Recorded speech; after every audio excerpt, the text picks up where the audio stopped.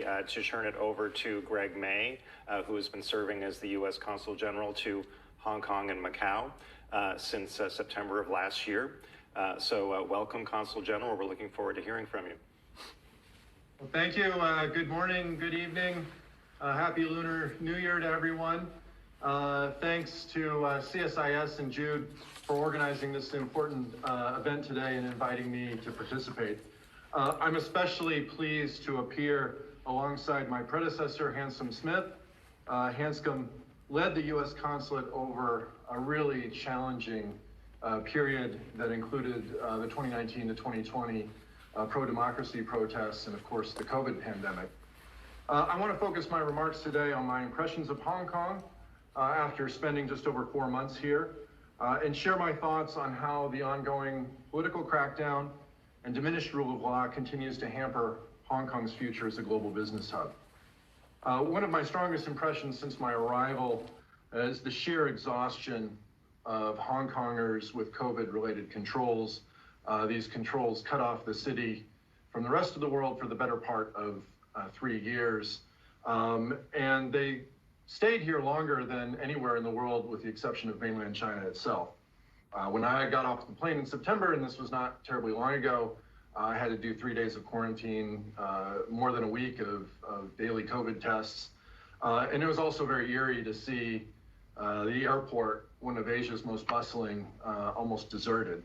In those first few weeks here in the fall, many people I spoke to expressed a lot of anxiety about the damage the COVID controls were doing to Hong Kong's economy, and also worries that some of this damage may be permanent. Hong Kong's COVID response and the diminishing freedoms here have clearly impacted the city and the people in it. And one data point we can cite is the American community. We estimate that about 15,000 Americans, which represents about 20% of the 2019 population of US citizens, have moved out of Hong Kong in the last 2 years for various reasons.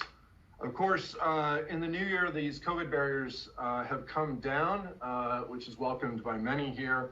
The border with mainland China is opening up, quarantine is lifted, travel, aviation links are back on, and Hong Kongers and Americans are eager to reestablish travel, business, cultural, and academic ties that have been in suspended animation for the duration of the pandemic. However, despite the desire on both sides to reconnect, there remains concerns about Hong Kong's reputation as a business center, which depends on adherence to international standards and the rule of law. One of the latest concerning developments for the rule of law was the National People's Congress Standing Committee's interpretation last month of the national security law. This interpretation could further undermine the independence of Hong Kong's judiciary system by expanding the Hong Kong executive branch authority to make decisions affecting cases without judicial oversight. In light of these and other developments, companies should be aware that the risks faced in mainland China are now increasingly present here in Hong Kong. The national security law and actions taken by Beijing and Hong Kong authorities may negatively impact company staff, finances, legal compliance, reputation, and operations.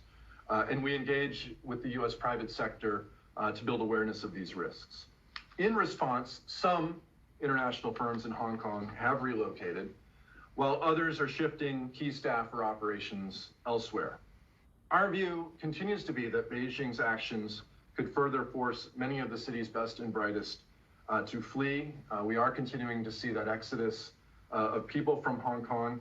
And of course, Hong Kong's position as a free global financial center will suffer as a result of this outflow. The United States will continue to call on the PRC to abide by its international obligations and commitments with respect to Hong Kong, to cease its dismantlement of Hong Kong's democratic institutions, autonomy and rule of law. We call on mainland and Hong Kong authorities to release immediately and drop all charges against individuals unjustly detained in Hong Kong, and to respect human rights for all. I want to emphasize the United States is also very determined to maintain communication with the Hong Kong people. And on this point, I want to make a special mention of the importance of revitalizing academic exchange. We want more Hong Kongers going to the United States to study, and we want more Americans to come here. I've heard some very troubling statistics about the very low numbers of Americans who are studying in the mainland during this zero COVID era. It is in the interests of both the United States and China to build the next generation of scholars, business leaders, and government officials with experience and expertise in Chinese culture and Chinese language. And Hong Kong can and should play a key role in that. Despite worrying signs of declining academic freedom here, and this would include the sidelining or dismissal of professors, introduction of patriotic education classes, the dissolution of student unions, Hong Kong academics still enjoy more latitude to engage with their American counterparts than scholars in mainland China. Hong Kong universities remain some of the best in the region, and Hong Kong students some of the brightest and best prepared. This year, the U.S. Consulate will initiate some programs to encourage renewed exchanges between American and Hong Kong universities and think tanks. Another strong impression that I've had in my time here is the decline in Hong Kong's media freedom.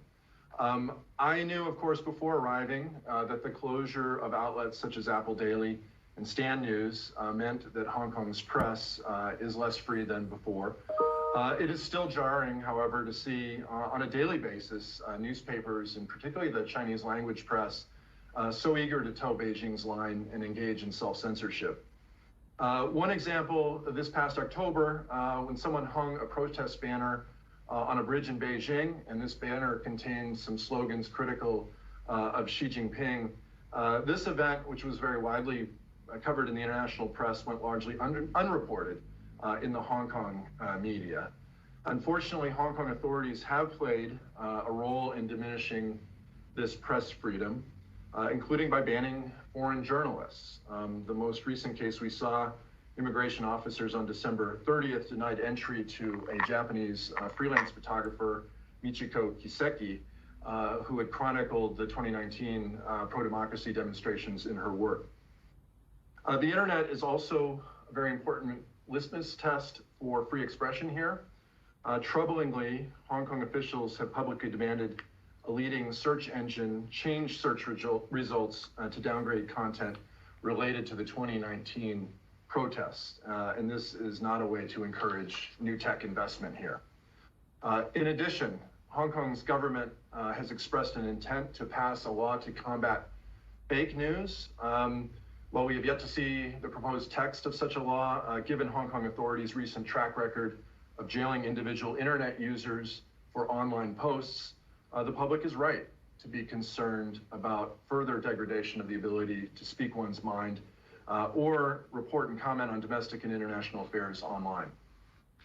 A third, and this is probably my deepest impression I have here, is the strong desire among Hong Kongers to persevere in a difficult situation and preserve Hong Kong's freedoms and legal practices to the greatest extent possible, given the reality of the national security law and Beijing's ultimate control over Hong Kong's path.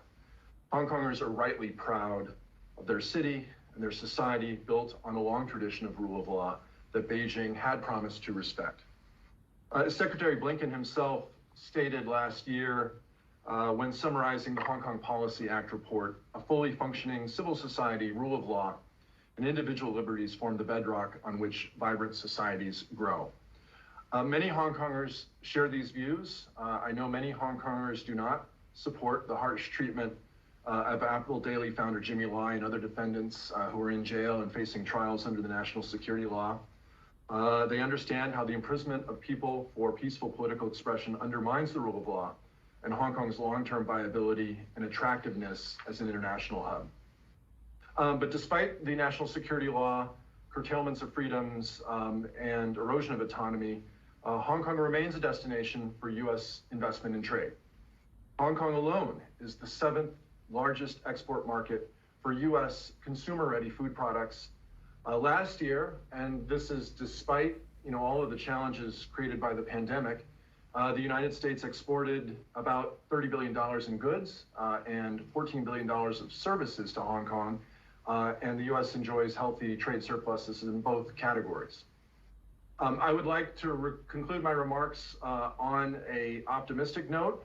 While there is no shortage of frustration over diminishing freedoms in Hong Kong, many Hong Kongers still have hope for the city and, of course, want it to succeed just as the United States wants Hong Kong to succeed. We continue to advocate on behalf of the Hong Kong people, including through our engagement with the full spectrum of Hong Kong society and our allies and partners on the ground here. We'll continue to call out Hong Kong and mainland officials who further undermine the special administrative region's once high degree of autonomy. At the same time, we will maintain, where possible, our cooperation with Hong Kong authorities. And this cooperation extends to climate change, to public health, transnational crime, counter-narcotics, people-to-people exchanges, and other issues that benefit both Hong Kongers and Americans. Ultimately, however, Hong Kong's future success will hinge on its competitiveness and global reputation, which are inseparable from preservation of fundamental freedoms and respect for rule of law. And finally, let me emphasize, the United States will always stand for the rule of law and human rights in Hong Kong as we do around the world. We will not give up on building our relationship with Hong Kong, and especially our friendship with the Hong Kong people. Thank you very much for listening and again for inviting me today.